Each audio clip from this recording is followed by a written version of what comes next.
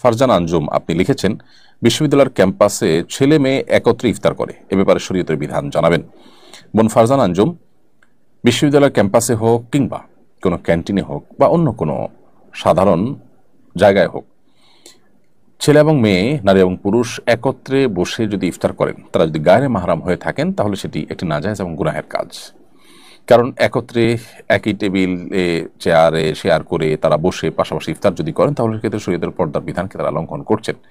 যেখানে নামাজের মতো ইবাদত করতে গিয়েও আল্লাহ রাব্বুল আলামিন নারীদের কাতারকে পুরুষদের কাতারের চাইতে ভিন্ন রাখতে বলেছেন, শেষের দিকে রাখতে বলেছেন, সেখানে আপনি যদি কোনো আয়োজনে কোনো ইফতার পার্টিতে একাকার করে ফেলেন, তাহলে সন্দেহভাবে সেটি গুনাহের কথা। এখানে যারা আয়োজক হবেন, যারা এখানে সামিল হবেন, তারা অবশ্যই গুনাহগার। তবে হ্যাঁ, আপনি নিজেকে যদি সেখান থেকে রক্ষা করে ওই আয়োজনের মধ্যে আপনি নিজেকে সেভ করে আলাদা করে ইফতার করে চলে আসেন, তাহলে সেক্ষেত্রে আপনার জন্য সেটা নাজায়েজ না হতে পারে।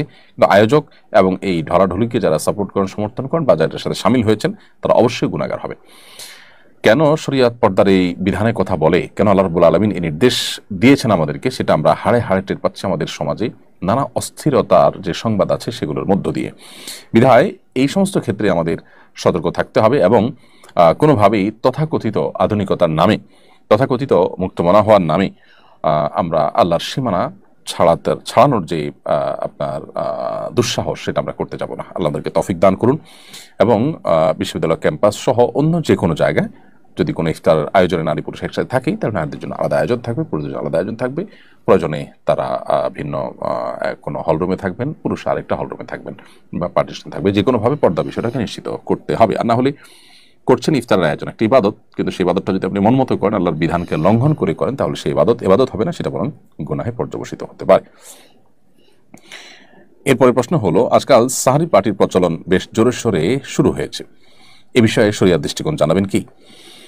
দেখুন, বেশ কয়েক বছর ধরে আমাদের এক শ্রেণীর তরুণদের মধ্যে বিশেষ করে সাহারি পার্টি করার একটা প্রবণতা আমরা দেখতে পাচ্ছি।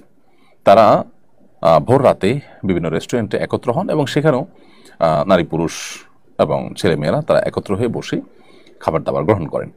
ছেলেমেয়ে যদি একত্র হয়ে বসে তারা টেবিলে খাবার দাবার গ্রহণ করেন, নারী পুরুষ যারা গায়রে মাহরাম এরকম মানুষজন যদি তারা একত্র হয়ে খাবার দাবার গ্রহণ করেন, সেটা এমনিতেই নাজায়েজ, কারণ সেটি পর্দার বিধানকে লঙ্ঘন করা হচ্ছে। আল্লাহর বিধানকে লঙ্ঘন করে আমরা কোনো কল্যাণ আর সাধন করতে পারবো না। এই জন্য এই হারাম কাজ থেকে আমাদেরকে বেঁচে থাকতে হবে। আল্লাহর ভয় যদি আমরা মুসলিম হয়ে থাকি, আল্লাহর সামনে দাঁড়াতে হবে, সেই জবাবদিহিতার বোধ থেকে আমাদেরকে অবশ্যই গুনাহ ছাড়তে হবে। আর সাহারি পার্টি যেটা, সেখানে যদি আপনি নারী পুরুষ ঢলাঢলি বা একসাথে ফ্রি মিক্সিংয়ের ব্যাপারটা নাও থাকে, শুধু ছেলেরা সাহারি পার্টি করলো, মেয়েরা আলাদা করে করলো, এরকম যদি হয়, তারপরে সেটা অবশ্যই শরীয়তের দৃষ্টিকোণ থেকে অনুচিত। কারণ হলো, সাহারির এই সময়টা, ভোর রাতের এই সময়টা আসলে দোয়া কবুলের সময়। এই সময়টা আসলে আড্ডা মারা, ফুর্তি করা, এটার জন্য উপযুক্ত কোনো সময় নয়।